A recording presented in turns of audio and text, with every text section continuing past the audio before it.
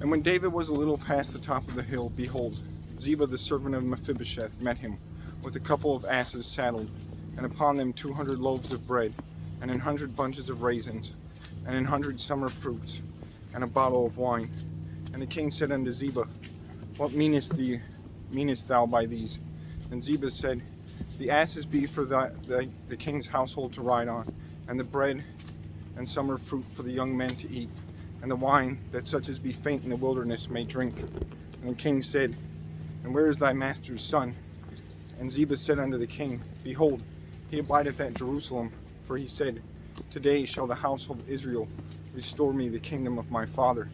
Then said the king to Ziba, Behold, thine are all that pertain unto Mephibosheth.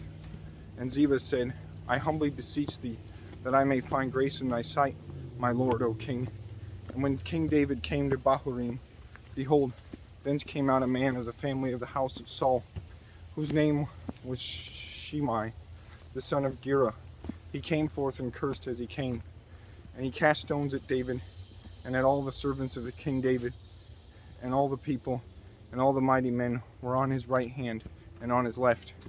And thus said Shimei, when he cursed, come out, thou bloody man, and thou man of Belial. The Lord hath returned upon thee all the blood of the house of Saul, in whose stead thou hast reigned. And the Lord hath delivered the kingdom into the hand of Absalom thy son. And behold, thou art taken in mischief, because thou art a bloody man. Then said Abishai, the son of Zeruiah, unto the king, Why should this dead dog curse my lord the king? Let me go over, I pray thee, and take off his head. And the king said, What have I to do with you, ye sons of Zeruiah? So let him curse, because the Lord hath said unto him, Curse David. Who shall then say, Wherefore hast thou done so? And David said to Abishai and to all his servants, Behold, my son, which came forth of my bowels, seeketh my life. How much more now may this Benjamite do it? Let him alone, and let him curse. The Lord hath bidden him. It may be that the Lord will look on mine affliction, and that the Lord will requite me good for his cursing this day.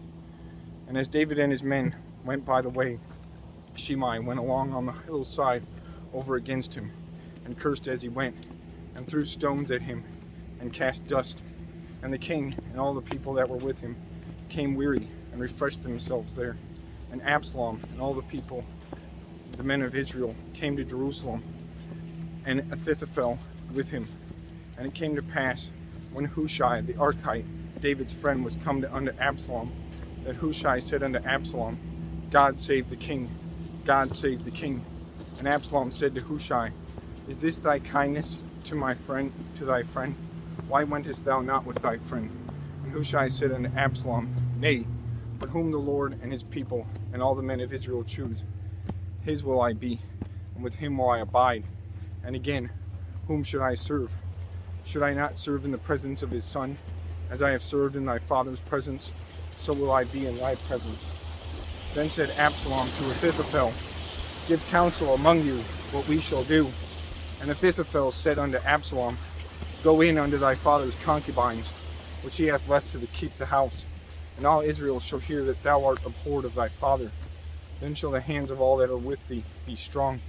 So they spread Absalom a tent upon the top of the house, and Absalom went in unto his father's concubines in the sight of all Israel.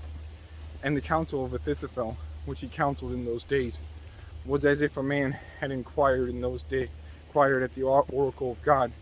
So was all the counsel of Ahithophel, both with David and with Absalom.